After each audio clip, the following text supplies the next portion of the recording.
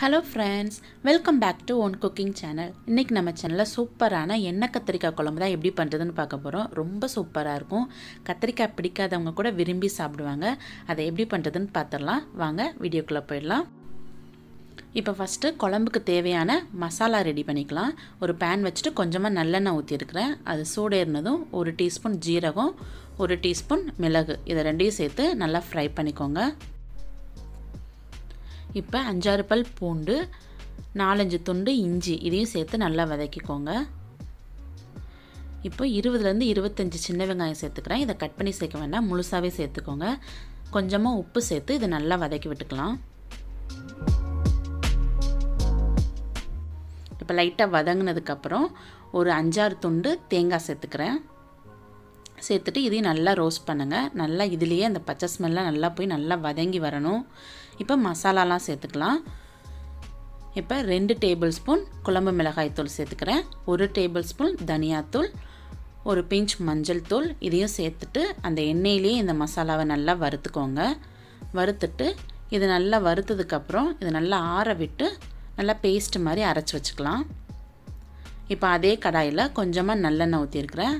அப்புறம் இந்த கத்திரிக்காவை இந்த மாதிரி நாலா கட் பண்ணி வச்சிருக்கேன். ஃபுல்லா கட் பண்ணாம இந்த மாதிரி கீறி வச்சிருக்கேன்.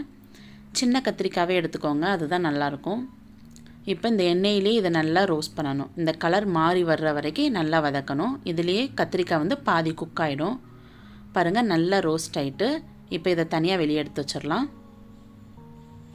இப்போ அதே எண்ணெயில கொஞ்சமா கடுகு உளுத்தம் பருப்பு போட்டுக்கலாம். அது நல்லா பொரிஞ்சதும் ஒரு 1/4 டீஸ்பூன் மட்டும் வெந்தயம் சேர்த்துக்கோங்க. அதுக்கு அப்புறம் கொஞ்சமா கறிவேப்பிலை சேர்த்துக்கலாம். அப்புறம் கொஞ்சம் வெங்காயம் ஒரு 4-5 வெங்காயத்தை கட் பண்ணி போட்டுக்கறேன். அது நல்லா வதங்கி வந்ததுக்கு அப்புறம் நம்ம ஆல்ரெடி அரைச்சு வச்ச பேஸ்ட்டையும் அதுல சேர்த்துக்கலாம். சேர்த்துட்டு லைட்டா mix பண்ணிக்கோங்க. ரொம்ப தண்ணி ஊத்தாதீங்க. அந்த மிக்ஸி ஜாரை மட்டும் கழுவி கொஞ்சமா ஒரு 1/2 டம்ளர் மட்டும் தண்ணி ஊத்திக்கலாம். ரொம்ப தண்ணியா இருக்க கூடாது இந்த குழம்பு. இப்போ ஒரு நெல்லிக்காய் சைஸ் புளியை கரைச்சு வச்சிருக்கேன். அதையும் சேர்த்துக்கலாம். சேர்த்துட்டு நல்லா mix பண்ணிட்டு ஒரு மூடி போட்டு நல்லா கொதிக்க விடுங்க.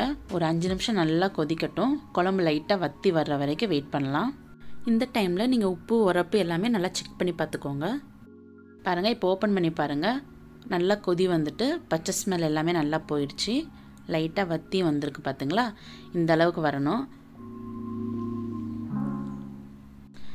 இப்போ நம்ம ஃப்ரை பண்ணி வச்சிருந்த கத்திரிக்காவை ஒண்ணொண்ணா போட்டுறலாம். போட்டுட்டு லைட்டா mix பண்ணி விடுங்க.